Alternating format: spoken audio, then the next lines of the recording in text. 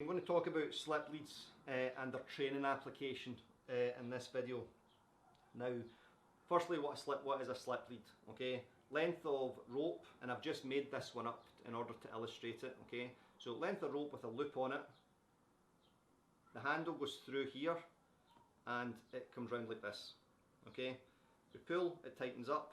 We let it go, it slackens off. Okay, so that's what a slip lead looks like. So it just slips onto the dog and also slips in and out. And I think it'll be one of those or a combination of both, which is why we call it a slip lead. Okay.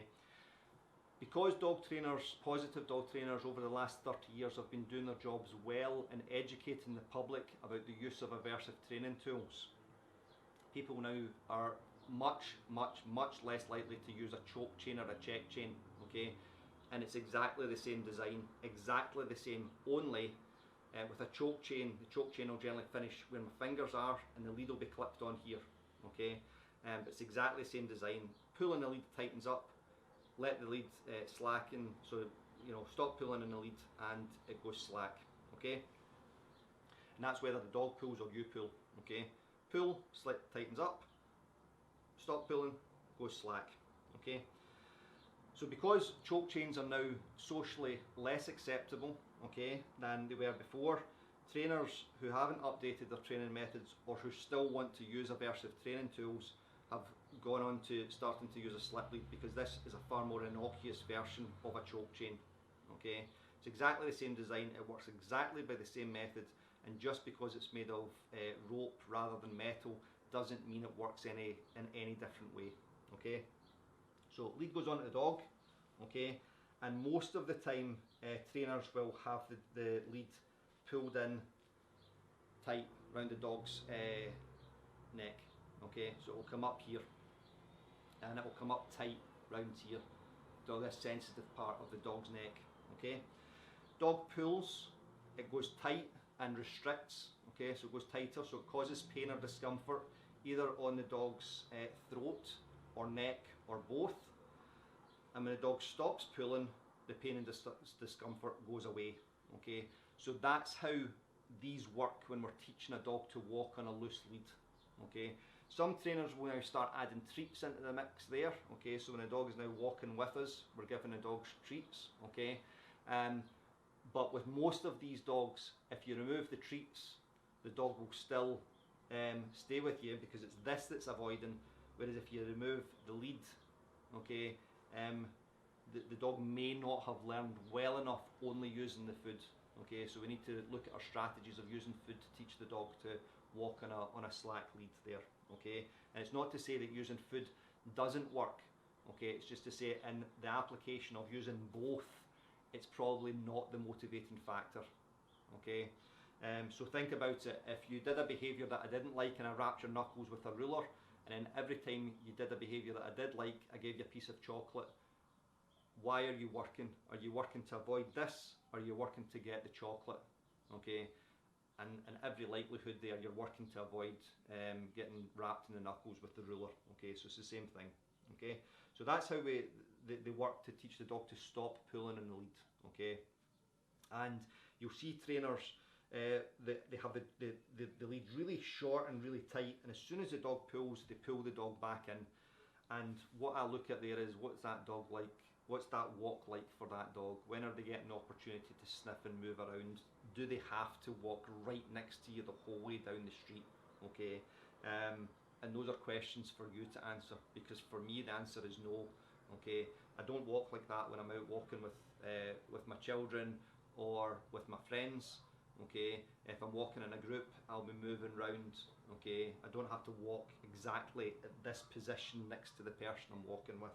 Okay, now how they work exactly the same way, the same method if the dog is lunging and barking at other dogs or people.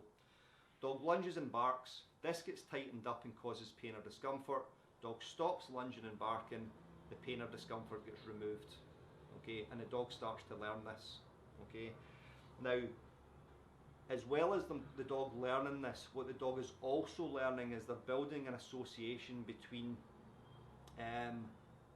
when a dog appears, the other dog or person that I react to appears, this happens.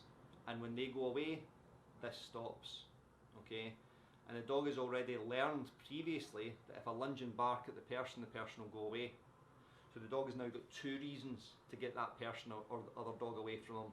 One, I don't want you in my space, and two, I want this to stop, okay?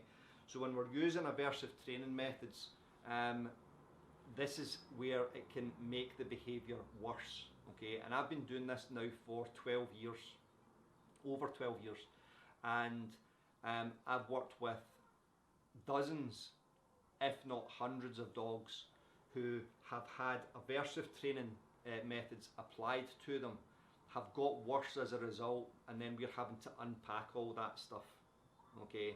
And it takes longer, okay? Now, unfortunately, some dogs, the milder dogs, just accept it, and they just go, cool, this is my lot in life now, I'll just walk down the street, okay, and I won't lunge and bark at other dogs. Some dogs do that, the same as some humans just take that as their lot in life, okay? When they're given a hard time, they just kind of withdraw into themselves and then start becoming ill and so on, because that pressure and trauma has to go somewhere. And others will then start to lash out, don't tell me what to do, so I'll start fighting back. And then when the dog starts to fight back, if we're using one of these, we then start using it more, and you see how that cycle continues, okay? So those are just some thoughts on the use of a long line, okay? Sorry, the use of a slip lead rather, okay? And how it works, okay? And the effect that it has on your dog's behaviour and on their well-being, okay? And why we don't use them, okay?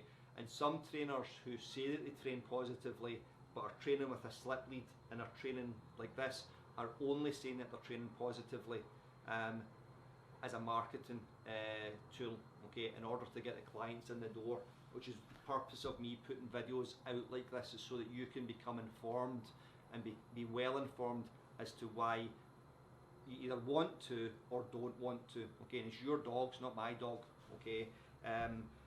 But I want to try and change the world for people and their dogs, okay, so that we live happier lives with less. The only word that comes into mind is brutality, okay? It is less harshness, okay? More kindness, okay? More compassion, okay? Building that strong relationship with each other because you want to be together, not because you want to avoid something which is painful or uncomfortable, okay? So I hope that's been helpful. If this video has been helpful, then please share it and comment on it. These videos tend to bring out they do tend to bring out people that want to argue with me, okay? This is not a platform for your voice on this, okay? If you've had great results with a training tool like this, yeah, that's awesome. But you're not here. I won't allow you to tell others that this is an okay tool to use, because I've explained why it's not, okay? And the science of learning backs this up, okay?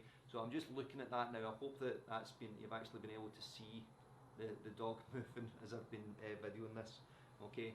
So love and peace to you all, and I'll catch you next time.